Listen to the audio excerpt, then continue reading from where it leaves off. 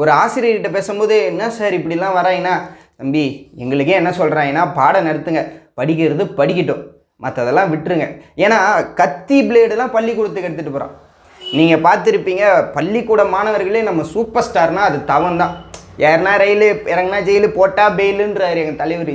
நீங்கள் யார் இருக்கிற வரைக்கும் இந்த தவத்தோட திராவிடத்தை கூட பிடுங்க முடியாதுன்னு அந்த அளவுக்கு ஒரு சூப்பர் ஸ்டாராக வலம் வந்தவர் அவர். பள்ளி சிறுவன் தான். எப்படி பேசுகிறான் பார்த்தீங்களா? என்ன போலீஸே குத்துறதுக்கு திறமை இருக்குது அப்படின்ற அந்த அளவுக்கு இன்றைக்கி பள்ளி மாணவர்கள் போகிறாங்கன்னா என்ன காரணம்? மது போதையும் கஞ்சா போதையும் மற்ற போதையும். உங்களுக்கு தெரியும், கடந்த ஆண்டுகளில் பள்ளி கல்லூரி மாணவர்கள்லாம் பெத்தமெட்டமைன் போதைப் பொருள் வச்சுருந்தாங்கன்னு சொல்லிட்டு போதை தடுப்பு பிரிவு அதிகாரிகள் அவர்களை கைது பண்ணி வழக்கு பதிந்த சம்பவம்லாம் சென்னையில் நடந்தது. இப்படி போதைப் பொருள் என்பது ரொம்ப சகஜமாக இந்த மாநிலத்தில் ஆகிப்போச்சு.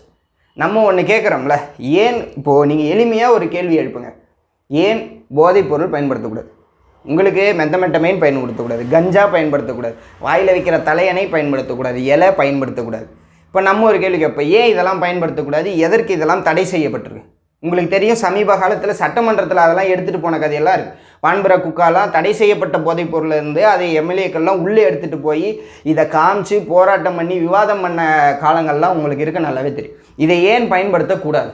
ஏன் பயன்படுத்தக்கூடாதுன்னா, இது போதைப் பொருளாக, இது வாழ்க்கையை சீரழிச்சிருமா, வாழ்க்கையை கெடுத்துரும், அதனால் நாங்கள் தடை செய்யப்பட்டதாக வச்சுருக்கோம். நம்ம என்ன கேட்குறோம், அப்போ சாராயம் ஒன்றும் தீர்த்தம் கிடையாதுல்ல? எந்த டாக்டராவது உங்களுக்கு சாராயத்தை பரிந்துரை பண்ணுறாங்களா? சாராயம் குடிங்க, வாழ்க்கையில் நல்லது நடக்கும், ஜுரம் போகும், காய்ச்சல் போகணும் யாராவது பரிந்துரை பண்ணுறாங்களா? அது போதைப் பொருள் தான்.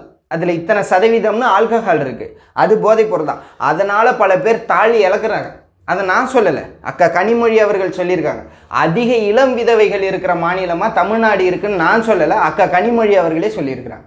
அப்போ திமுகக்கே தெரியுது, நடத்துகிறவங்களுக்கே தெரியுது இதனால் பல பேர்களுடைய தாலிகள் அருந்து போகுதுன்ட்டு. அப்போ